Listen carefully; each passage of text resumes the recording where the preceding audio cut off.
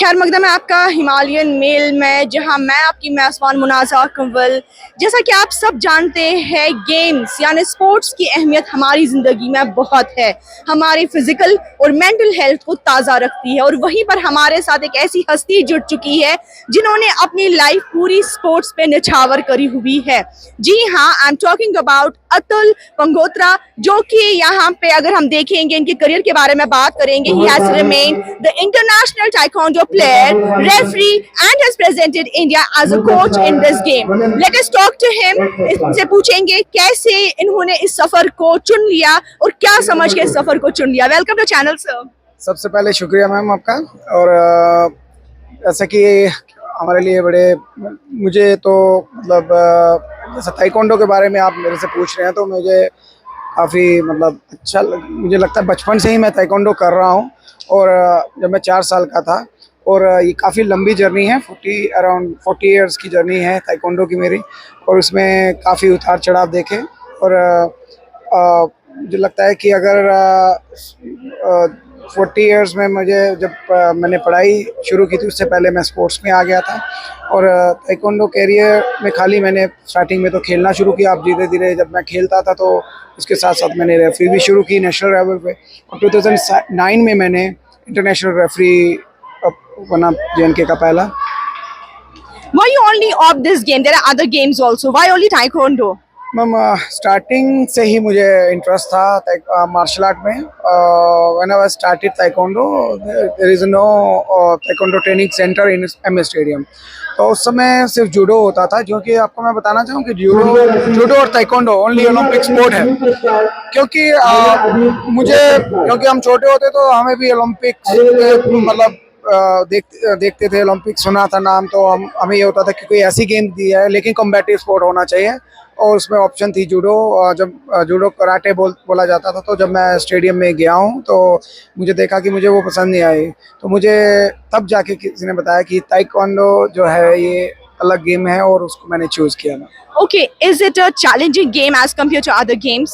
Yes ma'am, definitely this is Olympic sport। and for जो How much efforts you have to give in this game as compared to other game, and how is it challenging for you as compared to other games? 212 countries playing taekwondo, and as compared to other martial art, is highest participation in this sport। और मैं जैसा कि दूसरे मैंने काफ़ी गेमें खेली ma'am. Wushu खेला मैंने।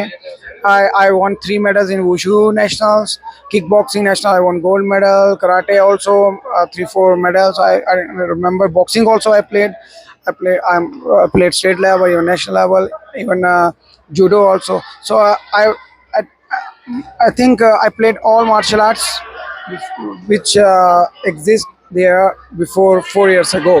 बट अभी काफ़ी और मार्शल आर्ट्स आगे हैं, नए मार्शल आर्ट्स आए हैं, वो हमने देखा। लेकिन मुझे लगता है कि एक ताइक्वांडो एथलीट जो है वो हर एक मार्शल आर्ट खेल सकता है। और मैं आपको बताऊं कि JNK ताइक्वांडो एसोसिएशन जो 1986 से पूरा इसको ताइक्वांडो को रन कर रही है। और हमारा पहला बैच था जो हमने स्टार्ट किया था। Who has remained your inspiration in this taekwondo game? First of all my coach, हमारे कोच साहब लेट श्री विशाल शर्मा सर, उन्होंने भी हमें वही मेरे मॉडल थे। उसके बाद 2003 में सर की रोड एक्सीडेंट में डेथ हो गई।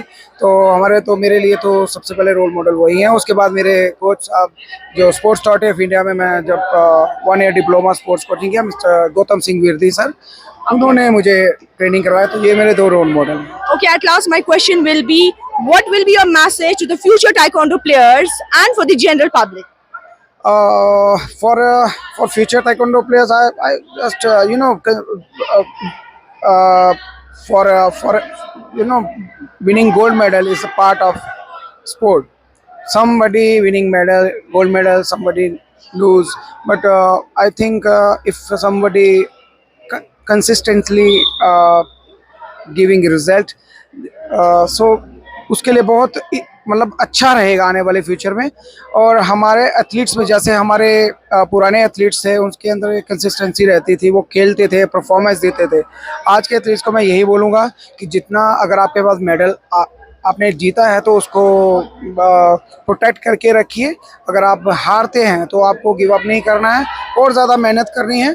और साथ ही साथ मैं पेरेंट्स को ये बोलूँगा कि बच्चों को जो क्वालिफाइड कोच है उनके अंडर ट्रेनिंग करवाइए। सबसे पहले तो कोचिज़ का बैकग्राउंड चेक करिए कि क्या वो क्वालिफाइड हैं कि नहीं है, उन्होंने किस लेवल तक खेला है। क्योंकि मैं आपको बताऊं मैम, फाउंडेशन जो है बहुत ज़रूरी है।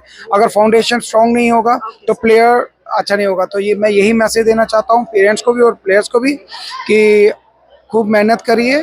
और उम्मीद करते हैं कि जम्मू कश्मीर में नेशनल और इंटरनेशनल में भी मेडल आए और आने वाले टाइम पे ओलंपिक में भी मेडल लेके आए। Thank you so much. तो ये थे हमारे साथ अतुल पंगोत्रा, जिन्होंने अपने सफर के बारे में हमें बताया कि इनका सफर ताइक्वांडो में कैसे शुरू हुआ, being an international player to the end then referee and coach also representing India on at coach level also in taekwondo and has been an inspiration for the future taekwondo players also. आप दीजिए अपनी मेजबान मुनाजा कमल को इजाजत। For Himalayan mail.